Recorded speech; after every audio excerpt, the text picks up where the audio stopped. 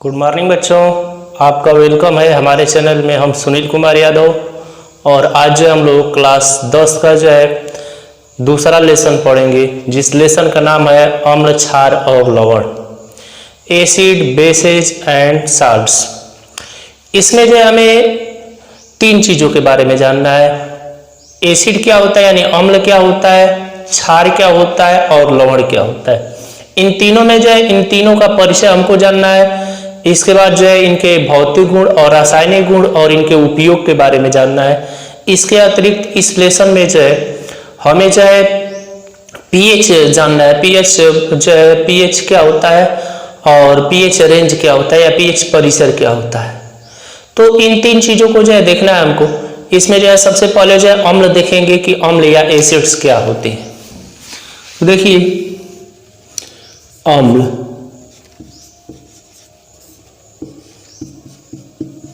Acids.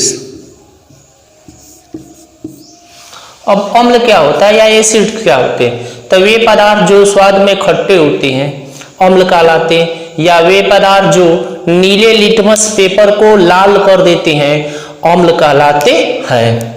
तो जो पदार्थ क्या करते हैं, नीले लिटमस पेपर को लाल कर देते हैं एवं स्वाद में खट्टे होते हैं, वही जो है क्या कहलाते हैं, अम्ल कहलाते हैं। तो वे पदार्थ जो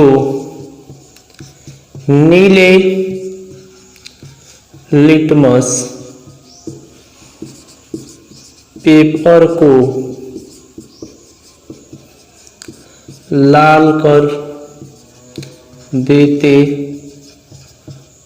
हैं अम्ल कहलाते हैं।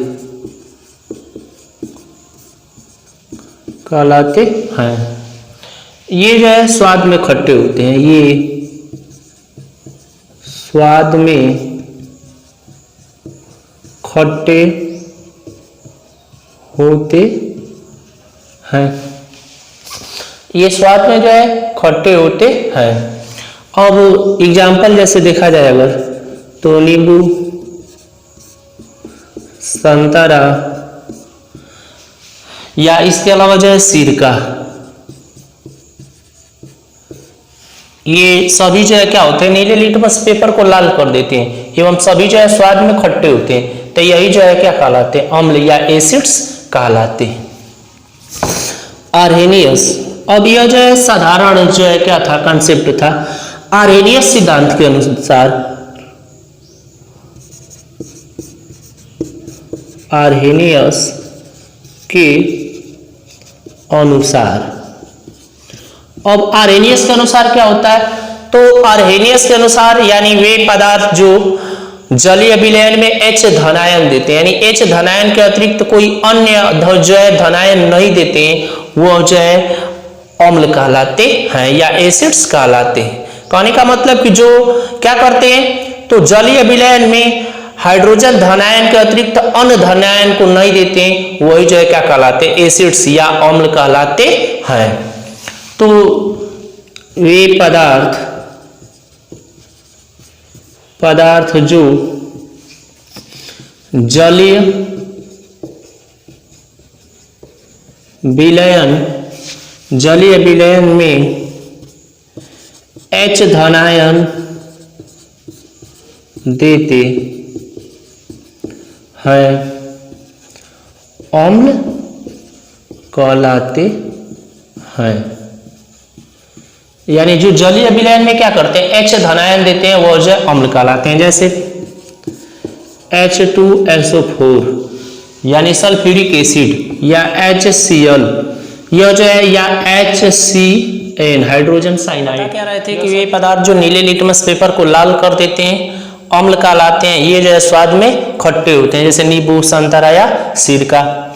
आर्हेनियस के अनुसार जो है वे पदार्थ जो जलीय विलयन यानी जल में घोलने पर जो है क्या करते हैं, H धनायन देते हैं, वो जो है क्या कहलाते हैं, अम्ल कहलाते हैं। किसके अनुसार, आर्हेनियस के अनुसार। जैसे सल्फ्यूरिक एसिड या हाइड्रोक्लोरिक एसिड या हाइड्रोजन साइनाइड, यह जो है जलीय विलयन में जो है क्या करते हैं, H धनायन देते हैं या H धनायन के अतिरिक्त कोई अन्य आयन नहीं देते, तो यही जो है क्या कहलाते हैं, अम्ल कहलाते हैं। या एसिड्स कहलाते हैं। आगे देखिएगा अम्लों के प्रकार, टाइप्स ऑफ एसिड्स। अब अम्ल को देखा जाए अगर तो अम्ल जो होते हैं आयनन के आधार पर जो है दो प्रकार के होते हैं, एक जो है प्रबल अम्ल और दूसरा जो है दुर्बल अम्ल। तो आयनन के आधार पर अम्ल जो होते हैं अम्ल को दो वर्गों में वर्गीकृत किया गया है। आयनन के आधार पर अम्लों को दो वर्गों में वर्गीकृत किया गया है। वर्गीकृत किया गया है।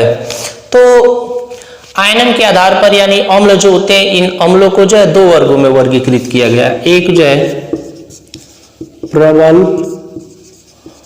अम्ल और दूसरा जो है दुर्बल अम्ल यानी स्ट्रांग एसिड्स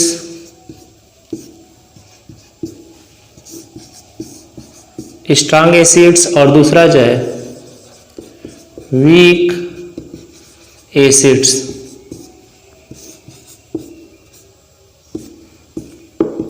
अब प्रबल अम्ल क्या होता है, दुर्बल अम्ल क्या होता है? तो वे अम्ल जो जल में पूर्ण रूप से आयनित हो जाते हैं वे जो है प्रबल अम्ल कहलाते हैं। और दूसरा वे अम्ल जो जल में पूर्ण रूप से आयनित नहीं होते वे जो है दुर्बल अम्ल कहलाते हैं। वे अम्ल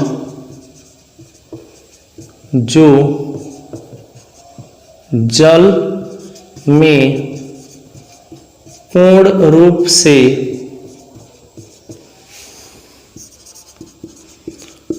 से आयनित हो जाते हैं प्रबल अम्ल कहलाते हैं। एग्जाम्पल में जैसे HCl, HNO3, H2SO4 यह सभी जो है क्या होते हैं, प्रबल अम्ल होते हैं। जैसे अगर यहाँ पे हम क्या किए कि H2SO4 को लिए तो यह जो हाइड्रोजन आयन और सल्फेट आयन में जो है क्या हो जाता है, पूर्ण रूप से आयनित हो जाता है। हाइड्रोजन जो है धनायन में हो जाता है और सल्फेट जो है क्या हो जाता है, ऋणायन में हो जाता है। तो यह जल में पूर्ण रूप से आयनित हो जाता है, तो इसे जो हम क्या कहते हैं, प्रबल अम्ल कहते हैं। अब अगर हम क्या करते हैं कि दुर्बल अम्ल को देखें तो वे अम्ल जो जल में पूर्ण रूप से आयनित नहीं होते हैं दुर्बल अम्ल कहलाते हैं।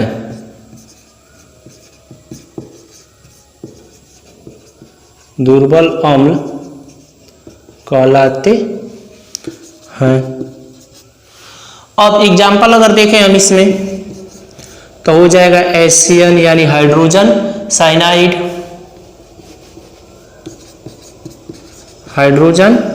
साइनाइड, या इसके अलावा जो है एसिटिक एसिड CH3COOH, या इसके अलावा जो है हो जाएगा HCOOH यानी फार्मिक अम्ल। यह सभी जो है क्या होते हैं, दुर्बल अम्ल होते हैं यानी वीक एसिड होते हैं। तो जो जल में पूर्ण रूप से आयनित हो जाते हैं प्रबल अम्ल कहलाते हैं, और जो जल में पूर्ण रूप से आयनित नहीं होते हैं वह जो है दुर्बल अम्ल कहलाते हैं। आगे देखिएगा अम्लों के भौतिक गुण, फिजिकल प्रॉपर्टीज ऑफ एसिड्स। अम्ल जो होते हैं अम्लों के भौतिक गुण क्या होते हैं?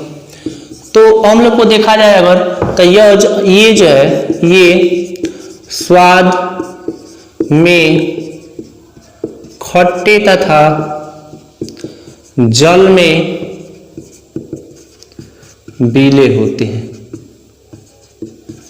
जल में विलय होते हैं। कहने का मतलब कि ये जो है इनको अगर देखा जाए तो ये जो है स्वाद में खट्टे होते हैं और जल में विलय होते हैं। कहने का मतलब क्या है, जैसे नींबू को देखो या संतरा को देखो, तो यह जो होते हैं इनको अगर हम टेस्ट करते हैं तो यह जो है स्वाद में खट्टे होते हैं, लेकिन इनको अगर हम पानी में घोलते हैं तो घोलने पर यह उसमें जो है क्या हो जाते हैं, घुल जाते हैं और घुल करके उसको क्या कर देते हैं, पूरे पानी को खट्टा कर देते हैं। तो यह जो है स्वाद में खट्टे होते हैं और जल में क्या होते हैं, विलय होते हैं। दूसरा, ये जो है नीले लिटमस पेपर को लाल कर देते हैं। ये नीले लिटमस पेपर को लाल कर देते हैं। अगर हम क्या करते हैं कि नीले लिटमस पेपर को लेते हैं, लेकर के उस पर नींबू या संतरा जो है उसके जूस को गिराते हैं, तो नीला लिटमस पेपर जो है वो क्या हो जाता है, लाल हो जाता है। इसके बाद ये जो है क्रिया के द्वारा या ये जो है क्रिया करके त्वचा, लकड़ी, कपड़ा या त्वचा, लकड़ी, कपड़ा या इसके अलावा जो होते हैं कागज को जो है नष्ट करते हैं, कागज को नष्ट कर देते हैं।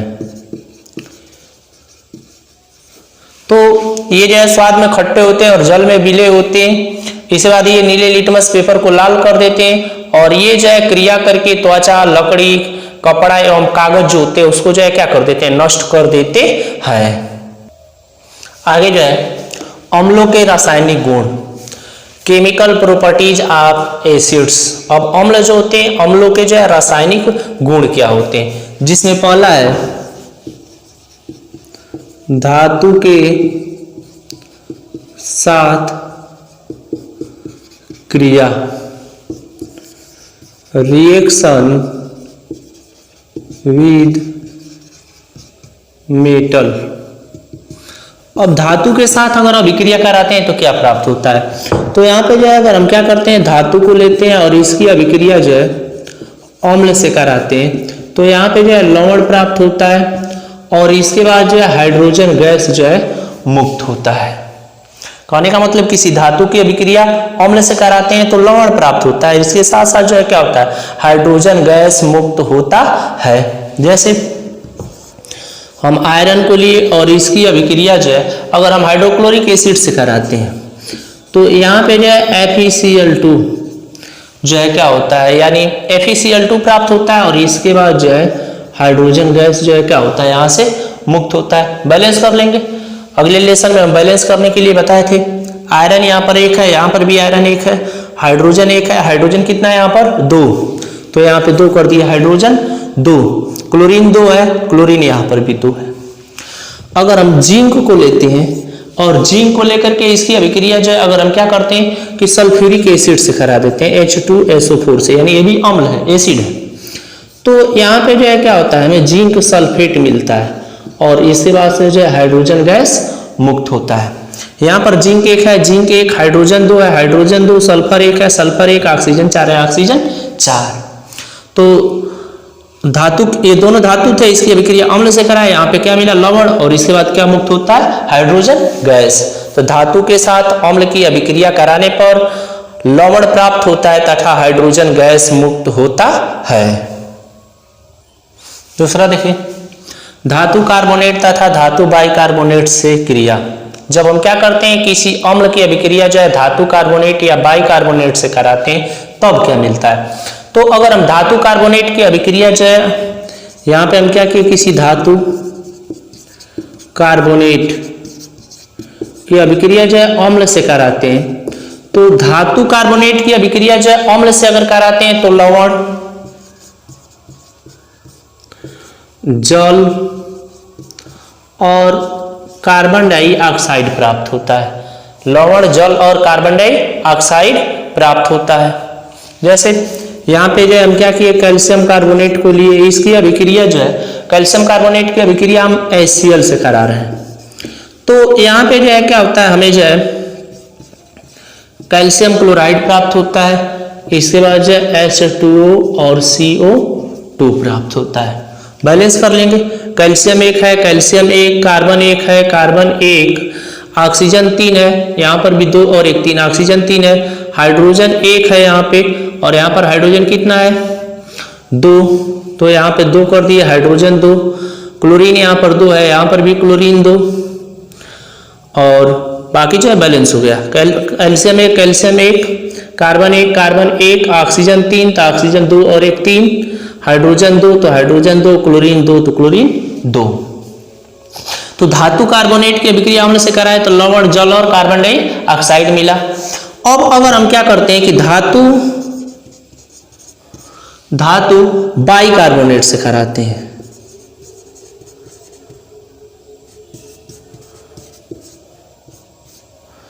कार्बोनेट से अम्ल की अभिक्रिया कराते हैं अगर, तो धातु बाइकार्बोनेट से अगर अम्ल की अभिक्रिया कराते हैं तो अम्ल की अभिक्रिया कराने पर भी लवण,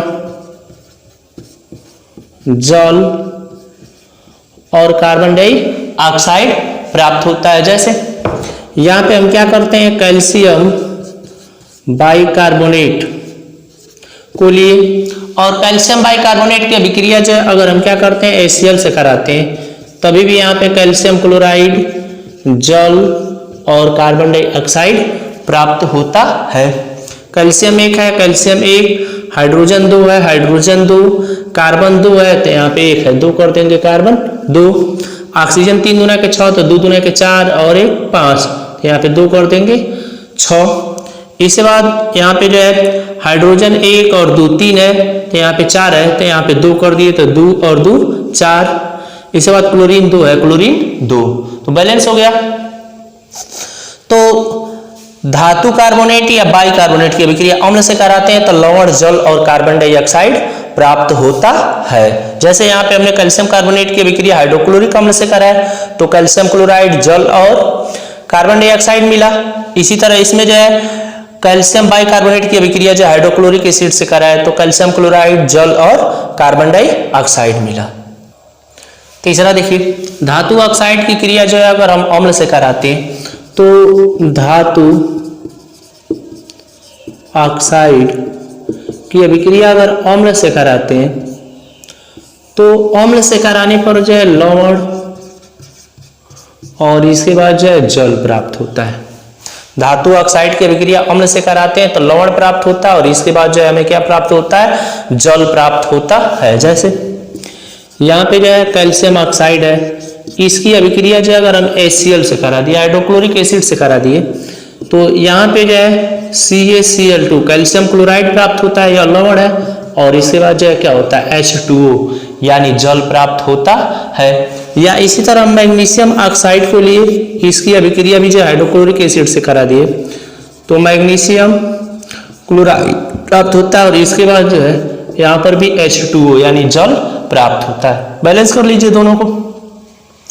तो यहाँ पे कैल्शियम 1 है, कैल्शियम 1, ऑक्सीजन 1 है, ऑक्सीजन 1, हाइड्रोजन 1 है और यहाँ पे 2 है तो 2 कर दिया, हाइड्रोजन 2, क्लोरीन 2 है, क्लोरीन 2।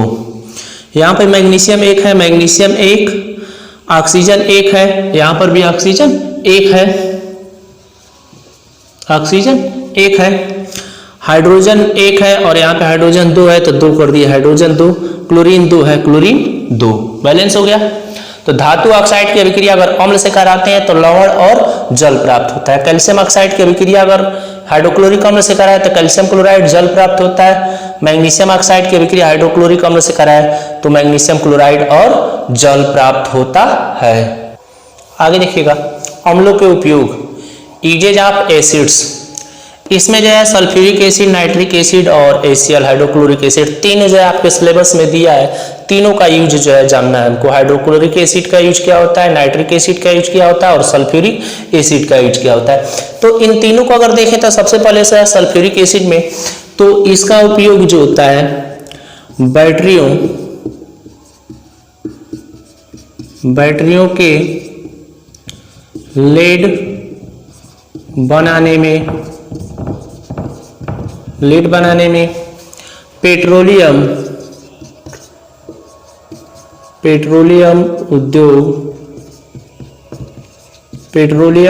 उद्योग में, या इसके अलावा जो है प्लास्टिक व उर्वरक उद्योग में किया जाता है। तो सल्फ्यूरिक एसिड का उपयोग बैटरी के लेड बनाने में, पेट्रोलियम उद्योग में, प्लास्टिक बनाने में या उर्वरक के उद्योग में किया जाता है। दूसरा जो है नाइट्रिक एसिड होता है। अब नाइट्रिक एसिड का उपयोग अगर देखा जाए तो सोने चांदी जो होते हैं उनके शोधन में, सोने चांदी के शोधन में या इसके अलावा जो है उर्वरक बनाने में या उर्वरक के अलावा जो है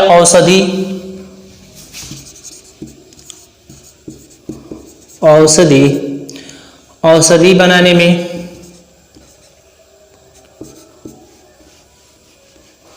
औषधि बनाने में या इसके अलावा जो है विस्फोटक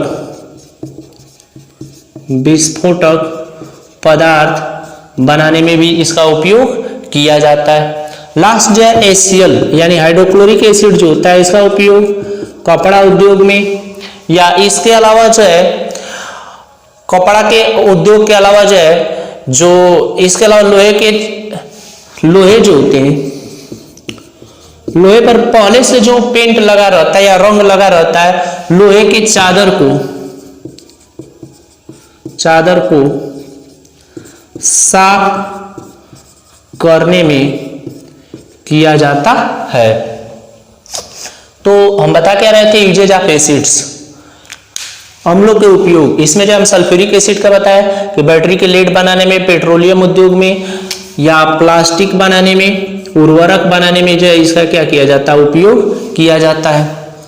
दूसरा हम बताया कि नाइट्रिक एसिड, इसका जो है सोने चांदी के शोधन में, उर्वरक के निर्माण में, औषधि निर्माण में या औषधि बनाने में या विस्फोटक पदार्थ बनाने में इसका उपयोग किया जाता है। या HCl का बताया कि कपड़े को जो है रंगने में या लोहे जो होते हैं उसके चादर पर जो भी जो है पेंट पॉलिश लगा होता है या जंग लगा रहता है उसे जो है साफ करने में जो है हाइड्रोक्लोरिक एसिड का उपयोग किया जाता है। अगले लेक्चर में जो है इसके बाद हम लोग जो है